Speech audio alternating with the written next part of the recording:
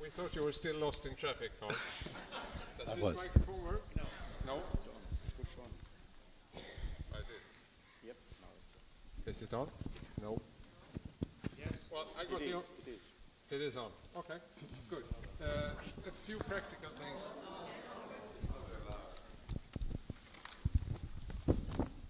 Actually, I don't normally need a microphone, but we'll share this microphone. A few practical things. Every panelist will have exactly 10 minutes. If you speak a few seconds shorter, it's okay, but longer, I will definitely cut you. Unfortunately, I don't have a button to cut, but I'm used to that otherwise. So, and then secondly, it's okay to have the telephones on in the audience if you have it in silent. If I hear a telephone, the person will have to buy drinks for everyone in the room. So without any further delay, I give the floor to Jüri Kivimäe for exactly 10 minutes.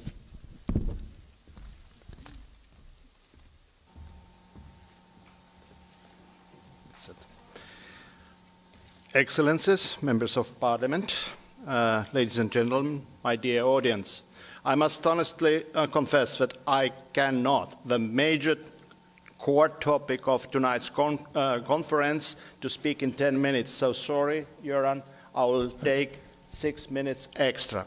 There are no 6 minutes extra. I'm totally sorry about that. I'm going to be totally strict with 10 minutes. And then okay. If there is time in the question and answer, you can come back. Absolutely only 10 minutes. Floor is yours. Okay. First, I must confess to weaknesses or even sins that cannot be atoned. It was advertised here already that I was born in the year 1947 in Estonia. Yes, in the Soviet Estonia that everyone hates, and I cannot change my birthplace and birth time. Second, I'm unfortunately an historian by profession. Over and over again in Estonia, but not only there, one meets those who are convinced that historians are professional liars.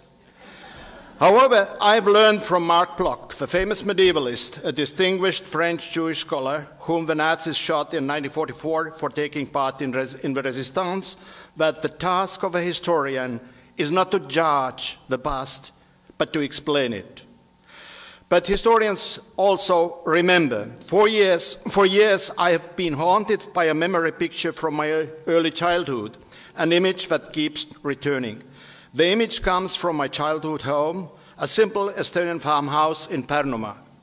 I'm jumping in the back room on my grandfather's bed, and I hear the words, "Boy, don't jump there, otherwise they will come and take us all away."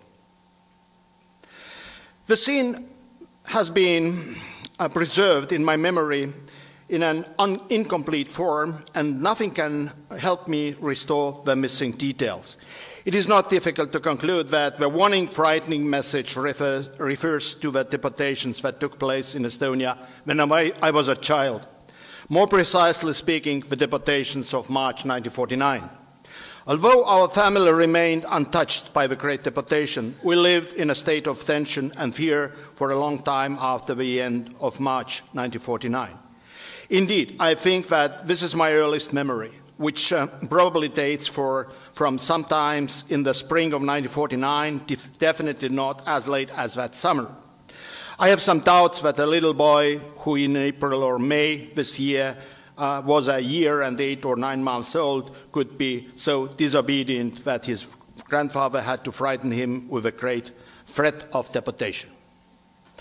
Historical scholarship knows that a great deal about the March 1949 deportations. This is no longer an unknown chapter of post-war Baltic history. We know that in early 1948, Andrei Zhdanov,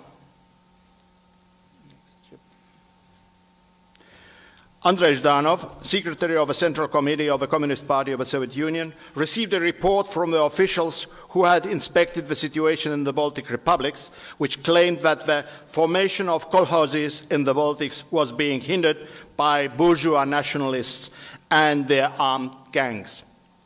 We know that the order for an active struggle against so-called kulaks, Soviet term for rich peasants, was given by Stalin on the 18th of January 1949 in Moscow while meeting with the Baltic Communist Party leaders.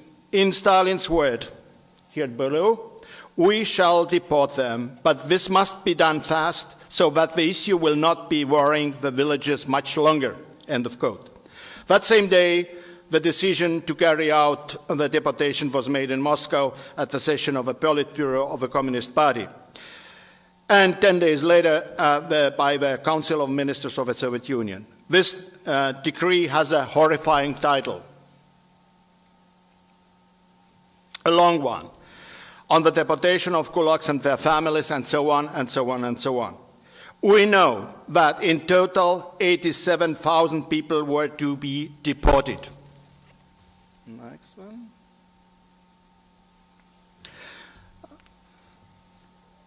25,500 from Lithuania, 39,000 from Latvia, and 22,500 from Estonia. We were sentenced to special settlement in several oblasts and krais in Siberia. This deportation operation was called Priboy in Russian, means coastal serf or breaker, and it was planned to take place on the last week of March. We also know that the quota of families to be deported allocated, for instance, to Estonia, 7,500 families. Next one. 7,500 families was distributed among counties. The families to be deported were selected on the basis of records of the county security departments and lists of kulaks approved by the local executive committees were used. The criteria for the kulaks included higher tax rates imposed upon peasant households and or those making use of hired workers and agricultural machinery. We know that among the above-mentioned 7,900 families, 3,077 families of kulaks and 4,423 families of nationalists and bandits, so to say, were to be deported. Altogether, this total number of individuals was planned 9,935 women and close to 5,000 children under 15 years. We know that Operation Priboy was officially launched in the early morning of 25th of March in the capital cities at 4 a.m. and in the counties at 6 a.m. Moscow time. Well, the operation should have been completed in 3 days, but actually lasted until the late night of 29th of March. In the case of Estonia, 7,900 families altogether had been rounded up, but the total number of individuals remained lower than planned, 20,531. Next one. Here, please. So, we also know that the deportation reached one of its goals. The resistance to kolkhozes was broken. According to the official stats of the Communist Party, about a half of Estonian farming households had joined kolkhozes by the 10th of April 1939. The railway echelons with the deportees were sent to various places in Siberia. Around 97% of the deportees from the Baltic states were assigned to the sovkhozes, kolkhozes, and forest farm as additional labor. We also know that after Stalin's death in March 1953, the situation began changing for the deportees. The Soviet authorities passed an amnesty law for those sentenced up to 5 years, but which did not apply to the 1941 deportees. The breakthrough in release from Siberia first came in 1956. I would like to quote the data published by Estonian scholar Aigi Rahitam. According to her statement, the maximum number of people deported directly from Estonia in 1941 to 1956 is estimated around 30,000, and of these about 5,000 people died in deportation. I do believe that these figures are a little bit underestimated. The available data, archival data are giving various figures regarding the deported people from Estonia. But this was not the end of a tragedy. Not everyone now released due to the amnesty law from deportation was granted the right to return home. Although the legal rehabilitation, which means the restoration of a good name and reputation of a wrongfully convicted or slandered persons of the deportees was already initiated under the Soviet regime, the retroactive process of annulment of all punishments included less than 10% of the total number of persons released from special settlement. What we do not have a precise knowledge about is the techniques and procedures of preparation for the mass deportations in the Baltic. How were the lists compiled of persons to be deported? And what were the criteria for being declared a kulak? Further, what was the mental and political atmosphere in an Estonian, Latvian, or Lithuanian village on the eve of a deportation? Christina Pauksens, a graduate student at the University of Toronto, is writing her doctoral dissertation on the March 1949 deportations in northern Latvian region called Vidzeme. Her research in the archives in Latvia and Russia has yielded surprising results. Christina's conference paper in Tallinn 2 years ago had a provocative title. 2 minutes left. My neighbor is a kulak. Denunciation letters in the northern Latvian countryside under Stalin. Well, this is a shocking content, denunciation letters. Christina argues that the Soviet regime fostered a culture of denunciation among Latvian peasants who used the language and methods of a new regime to remove enemies and benefit themselves. The same can be done in searching the archives in Latvia, in Estonia and Lithuania as well. What we do know very little is about how the world at large found out about the 1949 deportations in the Baltic, the situation where the Iron Curtain had already fallen. No telephone calls, no regular correspondence, nothing. It is quite obvious that first those German prisoners of war who were released late April 1949, sent from the Soviet Union back to Germany, were the very first informers who told the outer world about the deportations. Of course, local people in the Baltic knew details of a deportation what were not published anywhere and were not even spoken about. Well, the history of the Baltic people did not end with the March deportations, and many observations indicate that the Sovietization of these peoples were never succeeded.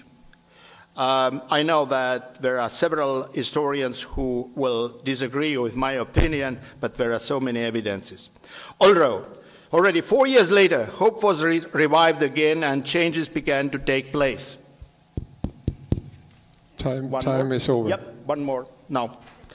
Soviet leader Joseph Stalin died of a stroke on Thursday night, March 5, 1953. The funeral was held in Moscow Red Square on Monday. On that day, I was not quite 6 years old when my grandfather asked me to help him to get some hay from the cows from the hay meadow. Our path with a horse and sledge took us through the forest to the hayfield.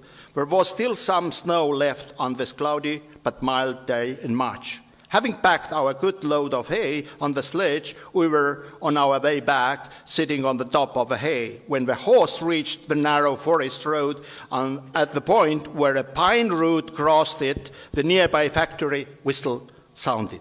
This was the moment of a funeral of Stalin in Moscow, when all whistles all over the Soviet Union sounded. Our horse frightened and made a desperate leap and overturned our load of hay with us underneath it. After we climbed out... Time is up. Last sentence, please. After we climbed out from under the hay, my grandfather, a smart Estonian peasant... I'm so sorry, but I have to reduce time for the rest of the speakers then. I know. Please let me end the sentence. End the sentence, Yeah. That's it. Yeah, smart Estonian peasant, despite of his little education, said the memorable words. You, damned Joseph, you are dead, but you still managed to overturn our load of hay. Thank you.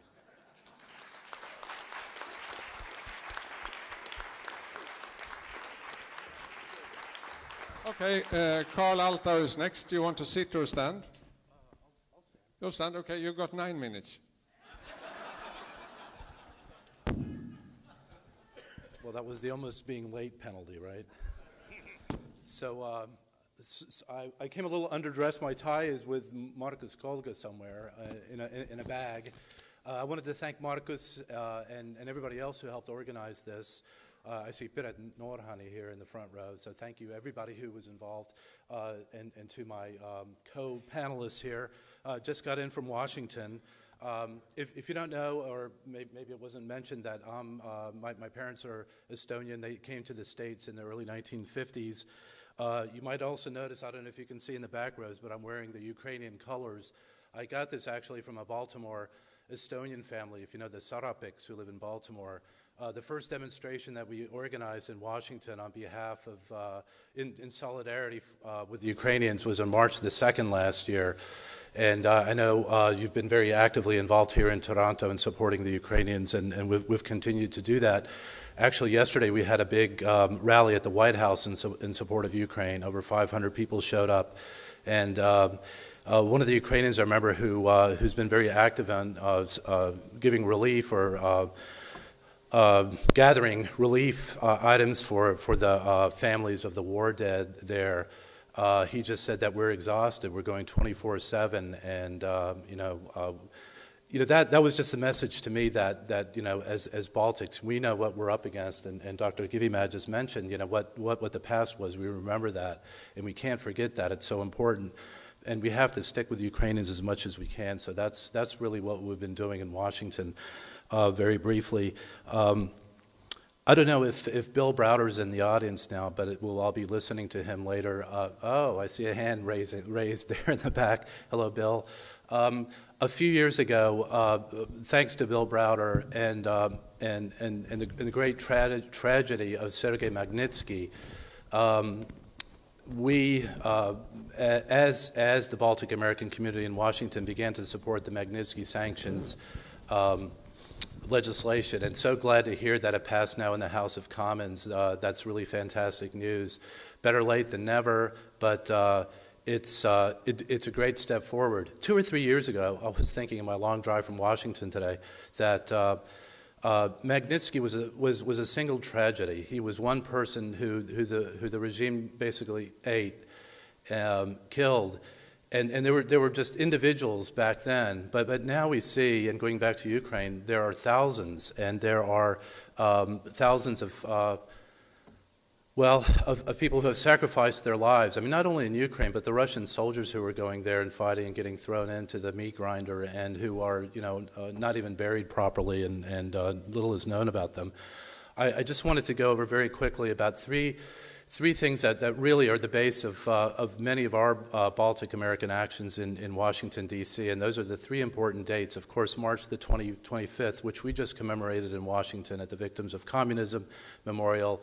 The next big one is June the 12th, which is actually the dedication of the memorial, but also the anniversary of Ronald Reagan's Brandenburg speech, Gorbachev, tear down this wall. And that has become really a big event in Washington, where we involve embassies who come and lay their wreaths. We've had over 20 embassies, I think, last year. All of the community organizations, everybody who's been affected by communism. We had the Nordic and the Baltic chairs of foreign relations committees who came with us. So it was important to have the Swedes and the Finns there. The Germans have been very shy. I think once they said that they might show up. The Russians are always interested. They never show up. It's part of their history too. And then August 23rd, which is the Black Ribbon Day. And then just to turn to Göran Lindblad, who was a person while he was in the Council of Europe, who set forth really kind of paved the way for all of us in all this Black Ribbon Day, the legislations both here and thankfully in the U.S. last year, we were able to at least have a legislation introduced to support the commemoration of a Black Ribbon Day, August 23rd. And I know we're kind of going back in history, because back in the 80s we had Baltic Freedom Days, we had Black Ribbon Day commemorations then. We still commemorate Captive Nations Week in the middle of August. But if it wasn't for Göran and people in Europe to get the ball rolling, and then what was accomplished here in Canada a few years ago was fantastic. And it's kind of inspired us to do more. You're ahead of the curve. We have much more to learn and to support. So our Baltic American communities, we know we're small. We have to cooperate and work with the Central East European groups, and it's so good to hear and knowing Marcus and the work that he's been doing here in Canada. Alida, is that you? Hi. and everybody who's working together with Central East Europeans, it's so important. Just to go back to March 25th, well, first of all, we have this monument in Washington. It's really been the place for us to gather. I mean, the Balts gather 3 times a year. March 25th is the anniversary of the Baltic deportations. So we're there. The Belarusians, the Belarusians share that date with us because it's their national day. So we always have a decent turnout. The Latvian 2 minutes. Chief of Defense was in town, so he was our special guest, and the ambassadors show up and community members. The Estonians sang a couple of years ago. So it's important as a gathering place. It's small. It's a modest memorial. It's what we have now. We're thinking. I belong to the foundation in the U.S.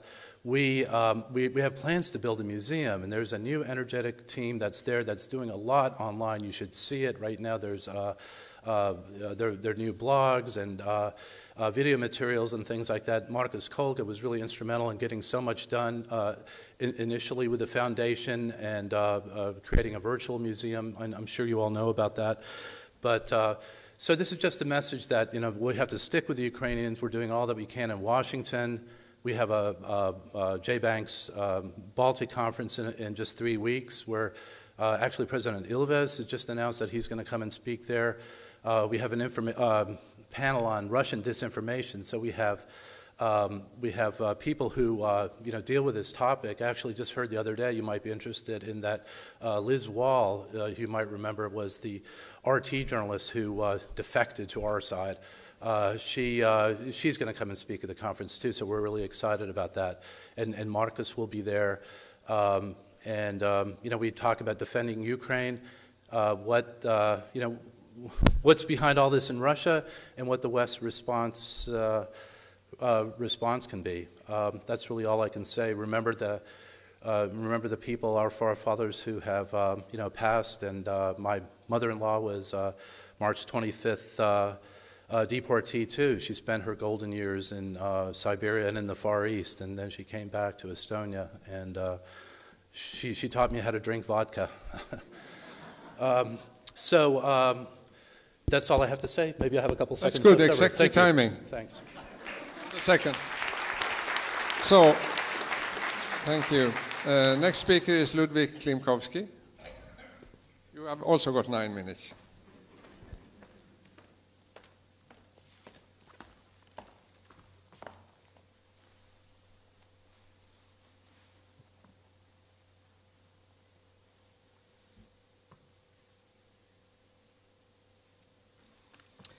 Your Excellency, distinguished Member of Parliament, and my colleagues, ladies and gentlemen, friends, good evening once again. And please do me a favor. I know how difficult and how hard it is to put those conferences together. Could you indulge me and give it up again for Marcus and Petra for tonight? Thank you. Thank you so much. I am also mindful that I'm standing between you and Bill Browder later on, and in light of his speech earlier today, which I have witnessed, I've promised myself that before I begin to speak and extend some information to you about the Canadian National Memorial to Victims of Communism, Canada, and Land of Refuge, I will make at least a few mind-blowing, revelation-like, profound statements that you will take away with you, and that will somehow elevate my humble speech to at least a half of space that Bill Browder takes with you tonight. Statement number 1. Once the KGB agent, a KGB agent forever. Statement number 2. His Holiness Dalai Lama is a victim of communism too. Statement number 3. You don't have to be a Ronald Reagan, Maggie Thatcher conservative to support the memorial to victims of communism in Ottawa.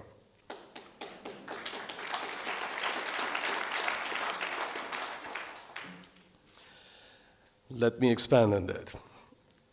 First of all, we are just about entering the 25th, 26th anniversary of major changes in Europe, beginning with the Roundtable and Solidarity talks in 1989 in Warsaw, in Warsaw, and then followed by massive migration of East Germans to Hungary, and then from Hungary to West Germany, Václav Havel and the Velvet Revolution, and also let us not forget the Tiananmen Square on the 4th of June, and then consequently the long-awaited freedom of Baltic states.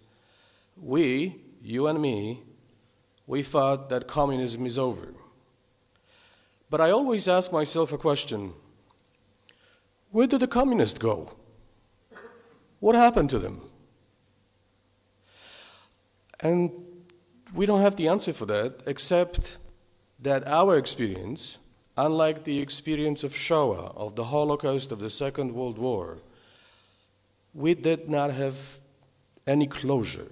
We were not given justice. We did not have Nuremberg trials where you can see the communist dictators being brought to justice and punished in a way that you and I feel they deserved it.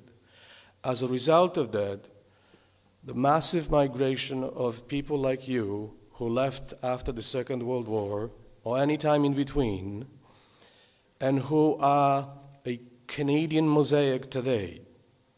There are about 8 million of us, Canadians, who are either directly or indirectly touched by evils of communism, who live here. We are binded by one common experience. No matter which country you came from, you came with no closure and no justice. And that memorial, our memorial, placed in the heart of Ottawa, is supposed to give us at least a bit of that justice. But it's also a reflection of hope, generosity, and a safe harbor that Canada and Canadians extended to us. And for that, we have to be grateful forever. That doesn't change the fact that even today, after the 20th century, which the Saint, Holy Father John Paul II called the century of evil and century of tears, we march on with individuals today, especially a young generation of those at ease and convenience and with forgetfulness. Look around yourself. Most of faces are like mine, gray hair, lots of memory. Today's youth seems somehow free and not bounded by respect for our experiences. We do see considerably too often young individuals walking down the street of Toronto or Ottawa with the Che Guevara t-shirt or the hammer and sickle and CCP, with no afterthought. Imagine seeing someone here at University Avenue walking down with a t-shirt with Adolf Hitler, Eichmann, Himmler, or swastika on it. How is it that we, not only in North America, but across Europe and in Asia, in Africa, in frankly every continent, are so complacent and so untouched by our moral obligation? And the moral obligation is to say, finishing the first statement, the communism has not ended. The communism actually changed its phase. The communism became the apparatchiks who are the oligarchs. The Sergei Magnitskys of this world are not the victims of the Putin's regime. They are the victims of those washed-up KGB agents who continue to rule majority of Europe in many faces and in many shades. Second statement. The remembrance given to the memorial, especially when you look at the memory folds, and ladies and gentlemen, if you wouldn't mind to refer to this brochure that was given to you. On the second page of this brochure, you'll see a representation, just an artistic snapshot of what you may potentially see when you come to Ottawa. The artist who proposed this design was trying to somehow encapsulate the experience of all of us. It is widely assumed that ever since the beginning of the Bolshevik revolution, the communists globally have managed to kill, to murder 100 million people. And if you were to take just the one small pinky finger nail, and if that tiny bit, that pixel, was to represent one fallen hero, one fallen victim of communism, the lot in front of Supreme Court of Canada is too small to fit all 100 million pixels on a 5,000 square meter space. Hence, the artists came up with the idea of something that is called memory fold. The memory fold is actually that lot somehow shrunk and lifted, so then when you come to Ottawa, you can touch each and every square, and each and every square, that pixel, represents the story of individuals who have given their life under communism. Let me just quickly, I know I'm mindful of my time. 2 minutes. Of 3 stories. One, in 1933, in central Ukraine, there were 2 boys and 1 girl. They called themselves musketeers. They were inseparable. They used to go to the same school, primary school, every single day. 2 boys, 1 girl. One day, she fainted. She was weak. She was hungry. The next day, she didn't show up. There was nothing unusual in the fact that she didn't show up. Kids did not come to school for a variety of reasons. But what is mind-boggling, what is unacceptable, what is really horrific, is that those 2 boys, being equally hungry, went to the local pond, fished out, as they always did, for whatever they can find, being weeds, small particles, whatever they can eat. And what they did, they fished out a human head, a head of the 3rd musketeer. They were fishing and fishing again, and they couldn't find the rest of the body of that girl, because the rest of the body of that girl was devoured, was eaten by the members of her own family. That's the story of Holodomor, the story of starvation and hunger.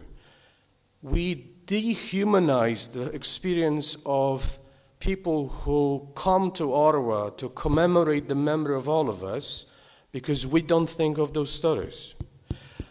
We don't talk about the soldiers who were killed in Katyn, or, frankly, looking at you and me, we don't recognize the face of Canada has changed. In 1978, there was 1 Vietnamese boat that was invaded by pirates, and those pirates raped 7-year-old Vietnamese girl 13 times.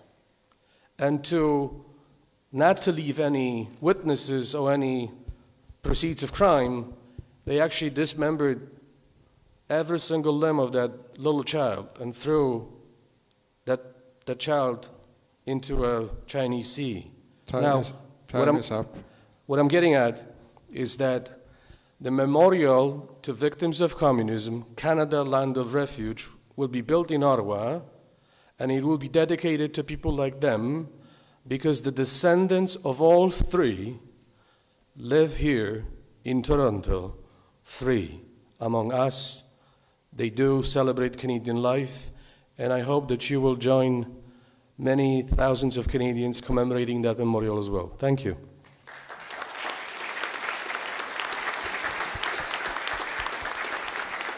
So, and our last panelist, Bernard Trottier, you also got 9 minutes.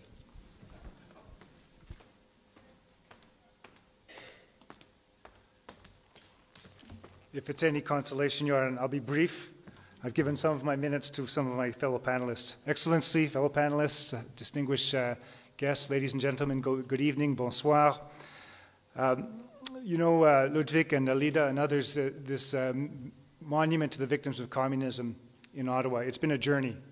As you may well know, initially there was some discussion about what do we call this monument. It was going to be called the Monument to the Victims of Totalitarian Communism, as if there was some other form of benign communism that should not be admonished in some way. It was also going to be at a different location at the Garden of the Provinces and Territories. Lovely location overlooking the Ottawa River. But if you think about the purpose of this monument, it's about education, it's about commemoration, it's making sure that these stories are never forgotten. Hence the change of this location to the justice quadrant within the parliamentary precinct, which is a much more visible and frequented location, and that's why that's been important. So we're committed to getting this built, and as Ludwik so appropriately said, this isn't a partisan issue. This is an issue for all of humanity, and it's important that we get this done. We're with you all the way on that.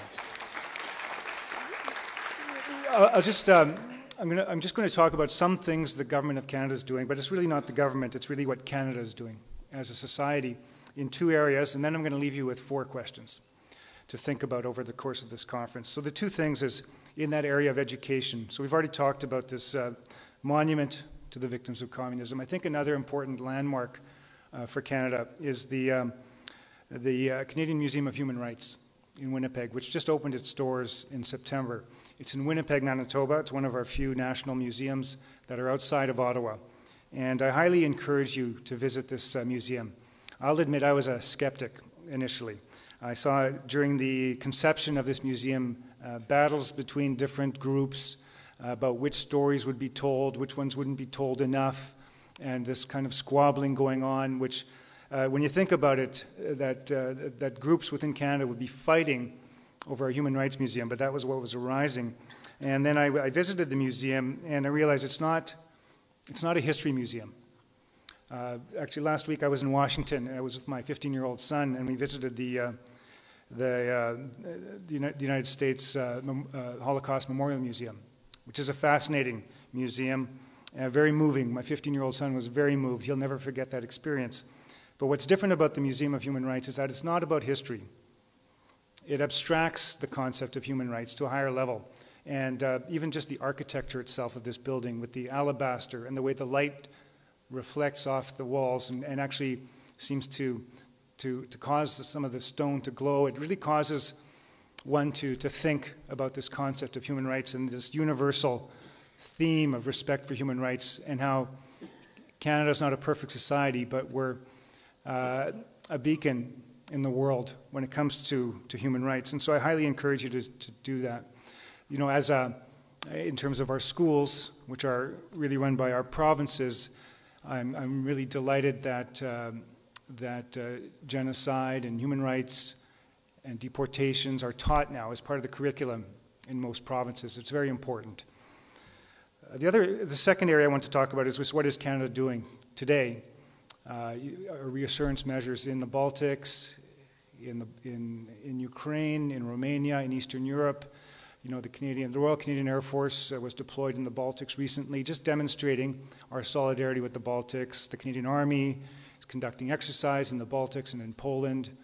The Royal Canadian Navy, HCMS Fredericton, is deployed in the Black Sea today, taking over from HCMS Toronto, which was conducting joint exercises. I think, as Ludwik so eloquently said, that communism has changed its face, but this totalitarian way of existence is still looking to expand in these fragile democracies of Eastern Europe. And it's important for Canada, even though it's half a world away, that we demonstrate our solidarity with the peoples of Eastern Europe. Now, the 4 questions that I want to leave you with over the course of the next few hours, I just had to think, what are we going to talk about in this conference? What are we going to think about? So the first one is, and when I say we, I use the first person plural, but I don't mean the government. I mean we as a society, as a Canadian society and as a world society. What do we need to do to ensure that the human rights atrocities of the 1940s and after in the Baltic states are not forgotten? Second, how do we raise awareness in the world, particularly among youth? That's the challenge, as Ludwik mentioned again. There's a certain demographic that comes to these things. How do we make sure youth are engaged in this issue? 3, how do the lessons of the Baltics past shape those countries' policies today and those of the international community towards the Baltics today? And then 4th, the atrocities in the Baltics have analogs in other parts of the world. What should Canada and Canadians do to foster peace, human rights, and reconciliation, A, in the Baltics, and B, in other theaters where genocide, ethnic cleansing, and mass deportations are still occurring? Thank you. Thank you very much. And now we actually have time for some questions and answers. If anyone in the audience is interested, do we have someone walking around with a microphone?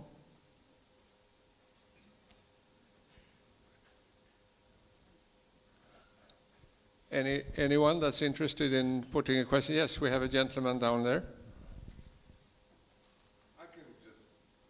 Yeah. I'm loud. Okay. But I'm just wondering, it seems right now it is a core issue for Canadians is Bill C-51. And that hasn't really been discussed in terms of the government having that kind of omnipotent control and non-answerability to its populace. So it seems to me it steps towards this kind of totalitarianism. Okay, who wants to answer that? I'm assuming that question is directed towards me. My other panelists are more than welcome to intervene. Is it working? There. So, and I don't want to necessarily divert the discussion tonight, but Bill C-51, for those of you who aren't following, it's an anti-terrorism bill, to put it. And so it involves giving certain tools to our intelligence agency and the other agencies that surround that, intelligence gathering, and then also the monitoring of our intelligence agencies. So it injects certain clarity to certain roles, what those agencies can and cannot do. So if I can just say at a high level what this is trying to do is take an agency that was put into force in the 1980s and bring it into the 21st century, gives it certain powers that other agencies like CSIS, the Canadian Security Intelligence Service, have. So that's essentially what we're trying to do. There's a vibrant debate going on in the House of Commons today, and it will continue. There's committee meetings going on, and different experts from across a cross-section of society are weighing in on the bill. So it's in its current state. It's not passed yet. So the comment, is this totalitarianism?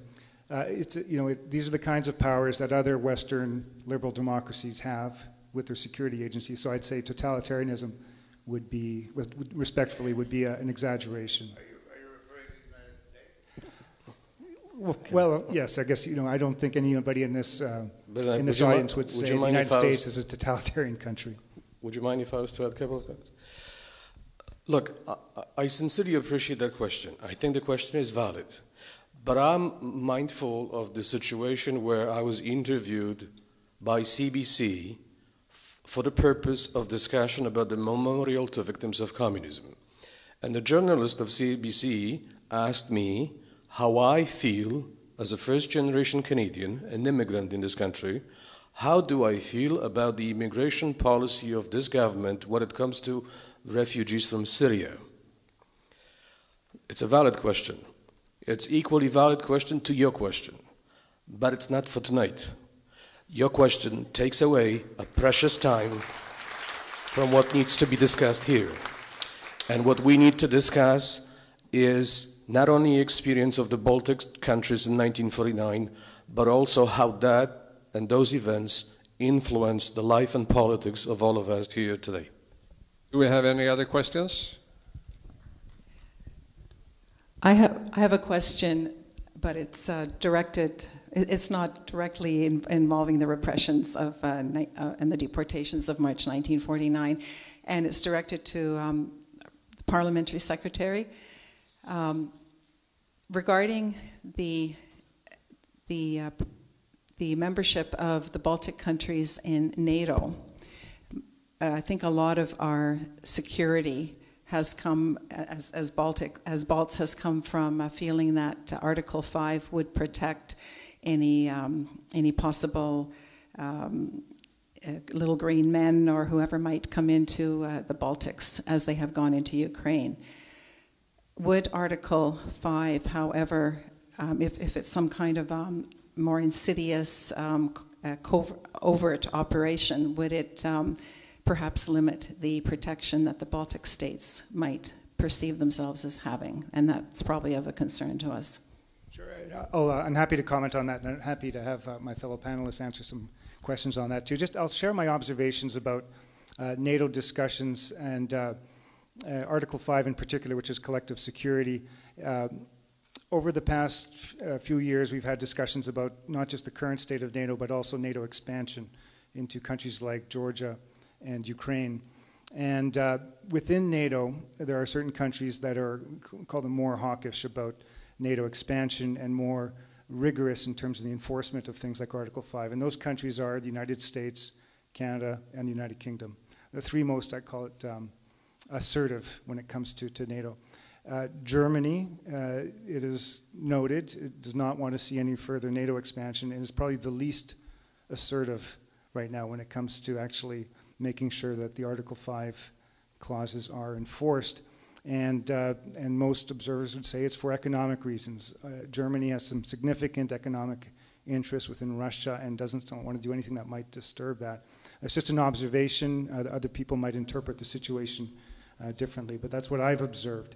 So I've had frequent meetings with Baltic parliamentarians, and they've shared exactly that concern. Would NATO actually have the backbone to enforce Article 5? This last question would need an extra seminar, but there are more questions.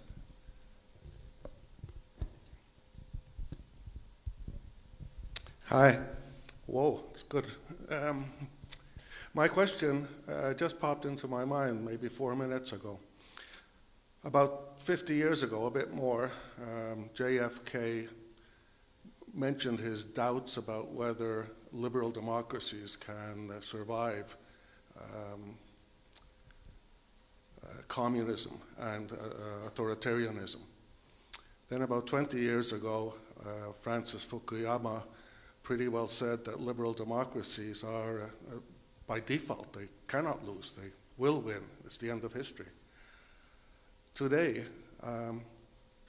I feel something in between the two. Can anybody maybe give us your thoughts on that? That also needs an extra lecture, of course. Winston Churchill said that all systems that are not really very good, I don't remember the exact quote, democracy is the least bad system that we know.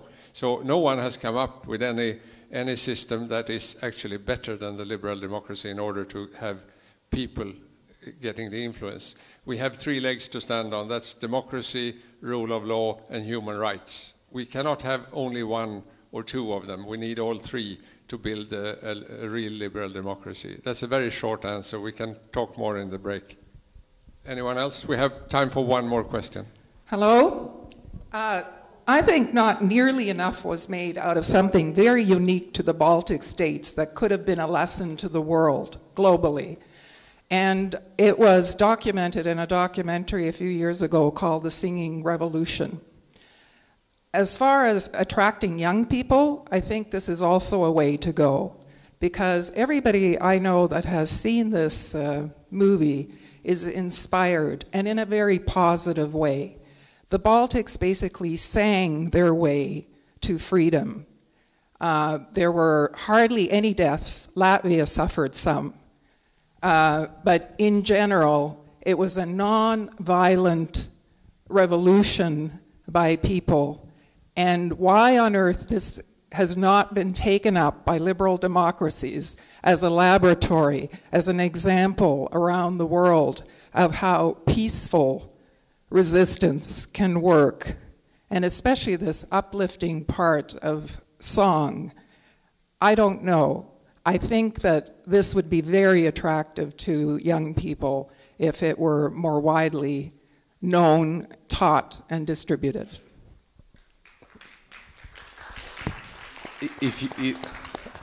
That's an excellent point that you've made. I can only say my wife, whom I love dearly, we are celebrating 30th anniversary of our wedding this year. She says to me, Ludwik, you are a professional volunteer now. And I listen to voices like you, and you are absolutely right, except for one thing. And that is, I learned during my journey to freedom that lessons that youth learns come from nothing and nowhere but you, the parents. The obligation to teach, to commemorate, to pass the story rests with no one but parents of children who will take that torch of freedom and will continue on a path and journey of democracy because they've learned that at home. That's my answer.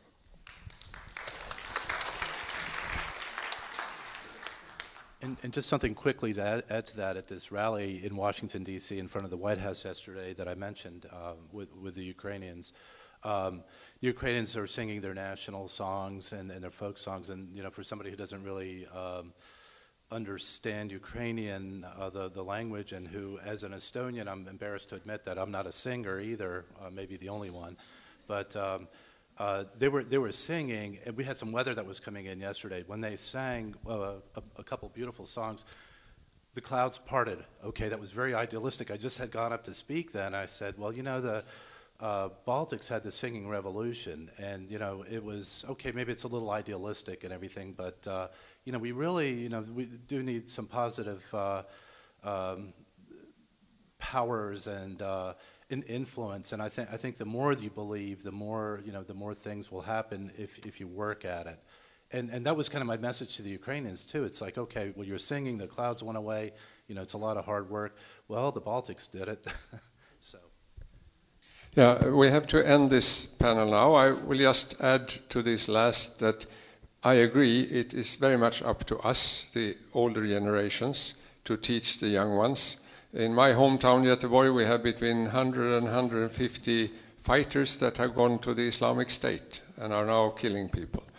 It is a responsibility of the whole society. It's the same thing when we deal with the totalitarian past.